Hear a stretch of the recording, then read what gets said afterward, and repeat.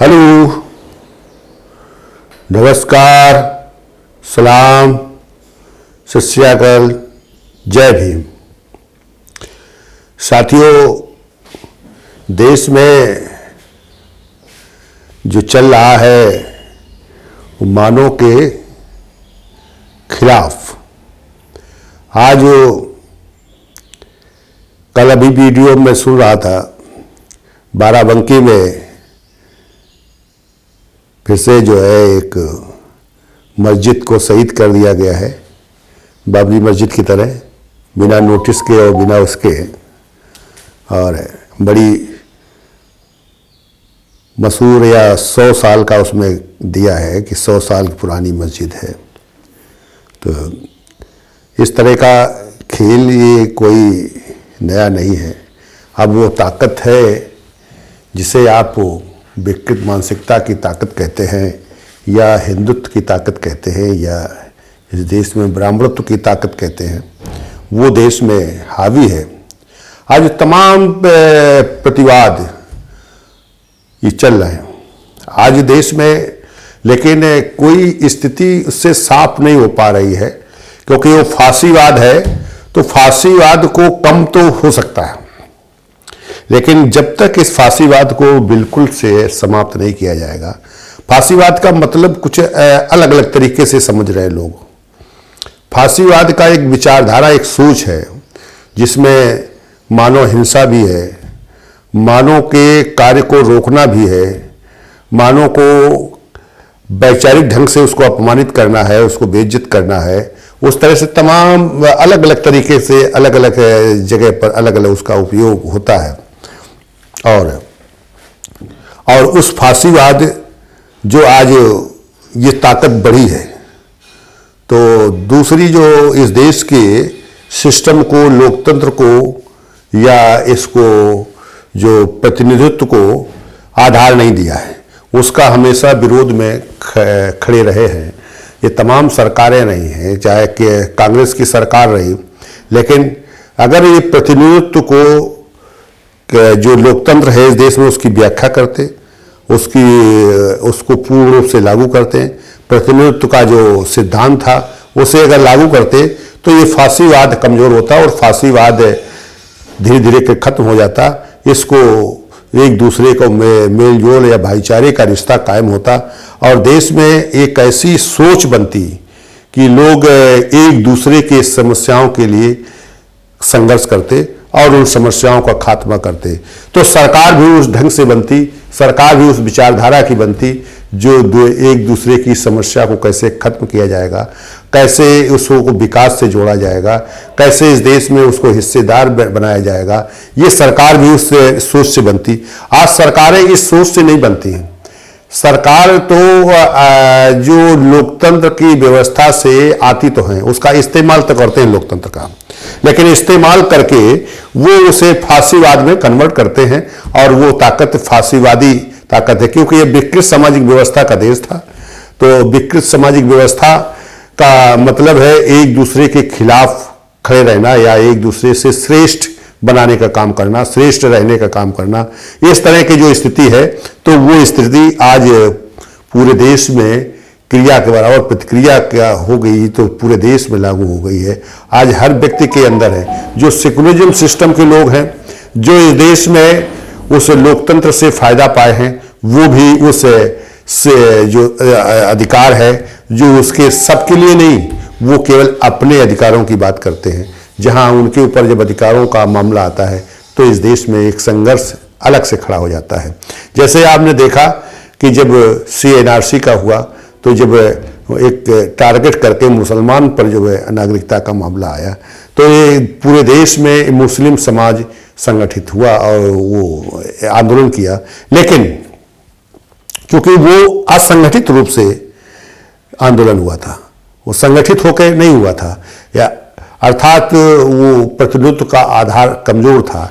अगर उनकी सदस्यता होती, अगर वो संगठित रूप से होता, तो फिर ये जो दोबारा एक किसान आंदोलन जो तैयार हुआ, या ये जो किसानों के खिलाफ जो 3 बिल लाए, तो उनकी वापसी के लिए जो किसान आंदोलन चल रहा है, ये आंदोलन की भी जरूरत न पड़ती। फिर इस देश में उससे उसी तरह से जो है वो संगठित जो आंदोलन था वो आंदोलन यहाँ भी काम करता और ये सरकार को इतना डर हो जाता कि सरकार इस तरफ कदम न बढ़ाती, क्योंकि वो लोकतंत्र से सिद्धांत चलता। तो जब लोग एक दूसरे की समस्या के लिए खड़े होते, चूंकि वो समस्या देश की समस्या है तो यह देश की सबकी समस्या है, उसके एक सीधे इफेक्ट होता है और एक इनडायरेक्ट में इफेक्ट होता है। अगर समस्या है तो समस्या से सबको नुकसान होना है, किसी एक समुदाय को नहीं होना है।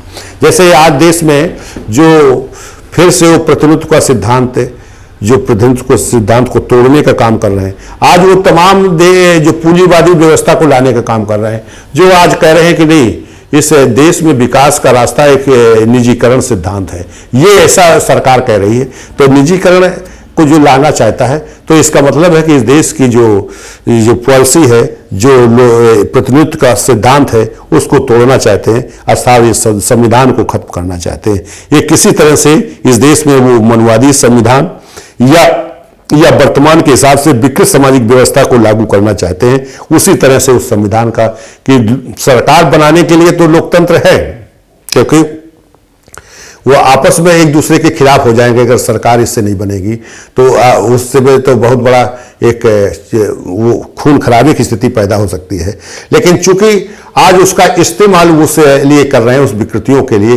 अच्छा, जो जाता है, जो सरकार में पहुंचता है, वो सब का हाल वही होता है कि जो कलकत्ता में जो सरकार बनी है, ममता बनर्जी की सरकार जो बनी है, तो आज बनर्जी की सरकार बनी तो है, लेकिन उसका जो आज उन्होंने जो जिस तरह से काम किया है पहले, तो उसके जो आरोप आए हैं, तो अब कि ये जो भाजपा में लोग हैं जो गए हैं, तो उनको क्यों नहीं अरेस्ट किया गया है, इस पर बड़ा हंगामा है। उस वहाँ का जो राष्ट्रपति शासन की जो है मांग कर रहे हैं, इस तरह का कि जो चुनी हुई सरकार है। तो ये इसीलिए सब हो रहा है क्योंकि इस देश में अगर लोकतंत्र को सही माने में आप प्रतिनिधित्व से अगर लोकतंत्र आया है, जब सबका वोट के रूप में मूल्य बराबर रखा गया है हर व्यक्ति का, तो फिर उसे लागू भी होना चाहिए, हर स्तर पर उस सिद्धांत को लागू करना चाहिए।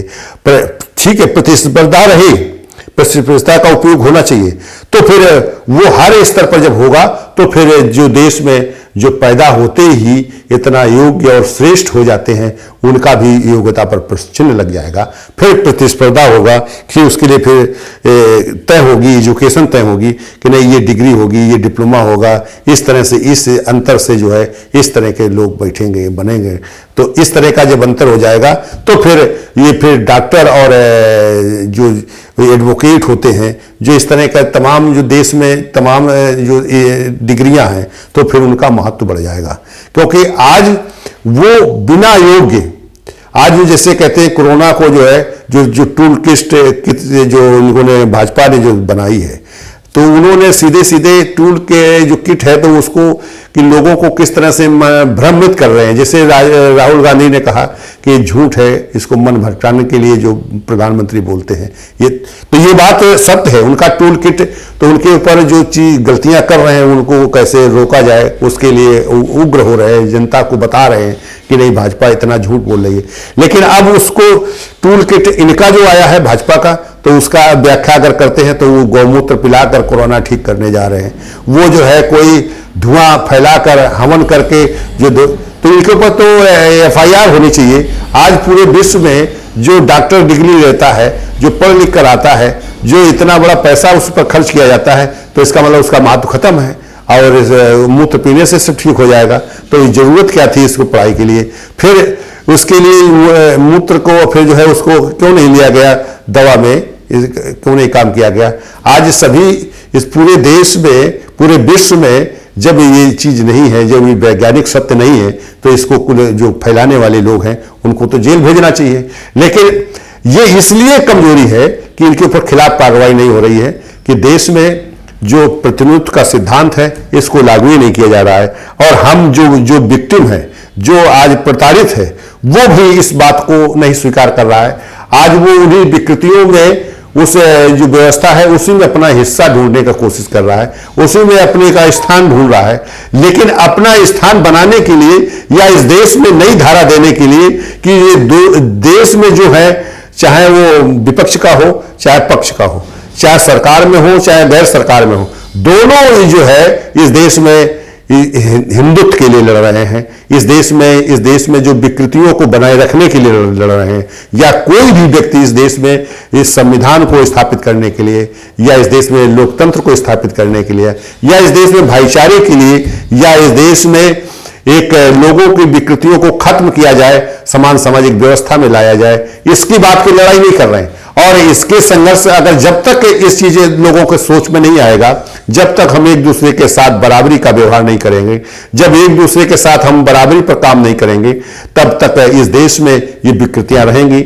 उन विकृतियों को कोई ठीक नहीं कर सकता है। इसको अगर ठीक करना है, इन विकृतियों को समाप्त करना है, तो फिर इस देश में नई एक धार बननी चाहिए, नया एक समुदाय बनना चाहिए, जो वो समुदाय होगा कि हम प्रतिनिधित्व के आधार पर, जैसे उसको काम का है तो उसको जो यूं ही हवा में चिल्लाते रहते हैं कि हम आएंगे तो 15-15 लाख रुपए डाल देंगे, हम 2 करोड़ हर वर्ष रोजगार देंगे, हम जो है इस देश में हर पेंशन वाले को, हम गरीब वालों को, वृद्ध विकलांग विधवा को पेंशन देंगे, लेकिन मानक उसके कुछ नहीं है।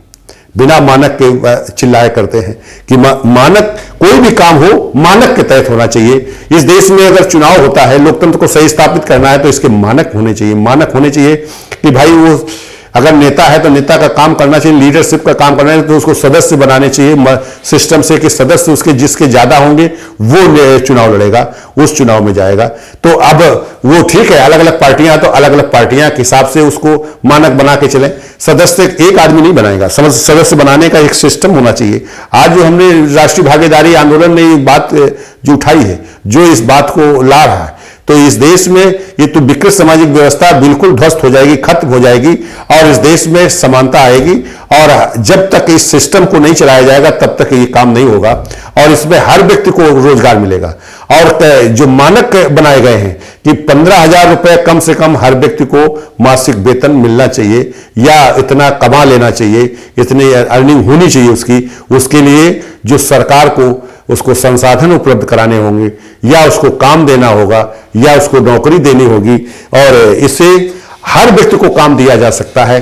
ऐसा चैनल सिस्टम बनाया गया है, और राष्ट्रीय भागीदारी आंदोलन ने ऐसा काम किया है, ऐसा कर रहा है कि हर व्यक्ति को काम मिलेगा, कोई व्यक्ति बाहर नहीं रख सकता है। इस देश में जो सर्विस में नौकरी में है, जिनको कम वेतन मिल रहा है, उनको पूरा मिलेगा। वो जैसे रसोईया है 1,500 रुपये मिल रहा है, आशा बहू है उसको 4,500 रुपये मिलता है। इस तरह से जो तमाम लोगों को जो ऐसे है, तो उसको 15,000 से किसी को कम नहीं मिलेगा। दूसरा, समान कार्य समान वेतन का आधार एक भी बनाया गया है कि भाई तमाम शिक्षक हैं, शिक्षा मित्र हैं, तो उनको जो है जो पहले वेतन दिया गया फिर उसको वेतन क्यों काट दिया गया?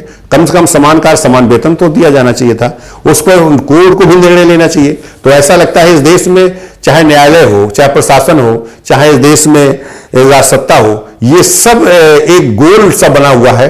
ये जैसे एक जो वैज्ञानिक या आधारित जो एक सोची समझी से जो है एक षड्यंत्र रच रहे हैं, सभी मिलकर इस देश को गुमराह कर रहे हैं, देश को जो है वास्तविकता से दूर कर रख रहे हैं। इसलिए साथियों, मेरा आपसे अपील है कि आप राष्ट्रीय भागीदारी आंदोलन के से जुड़िए और इस देश में अपना अधिकार जो या देश सबका है, तो सबको महसूस हो कि देश हमारा है, सबको काम से जोड़ा जाए। वृद्ध विकलांग विधवा को कम से कम 10,000 रुपया पेंशन दी जाए। इस तरह से जो तमाम तरह के सेक्टर, चूंकि वीडियो बड़ा हो जाता है इसलिए मैं यही रोकता हूं, और ये बार बार बात आती रहती है, तो हर चीज हर बार जो है एक स्पष्ट हो जाता है। तो और इस देश में जो मुस्लिम समाज है वो बहुत अपनी उस लड़ाइयों को या उस सोच को खत्म करने की लड़ाई नहीं लड़ रहा है, वो केवल क्रिया के बाद प्रतिक्रिया जरूर कर रहा है। आज वो क्या करेगा, इससे मस्जिद गिरी, दोबारा ये बात बार बार मैं कह रहा हूं कि ये सोच एक ऐसी है जो सबके खिलाफ है इस देश में, चाहे वो सभी धर्मों के खिलाफ है, सभी जातियों के खिलाफ है, ये किसी के साथ नहीं है। यह सोच ही गड़बड़ है, इस सोच को खत्म करना होगा। आओ हम सब मिलकर इस सोच को खत्म करें और एक नई धारा पैदा करें जो देश में सबको समान सामाजिक व्यवस्था में विश्वास रखे, लोकतंत्र में विश्वास रखे, संविधान में विश्वास रखे। धन्यवाद साथियों, जय भीम, जय भारत। धन्यवाद साथियों।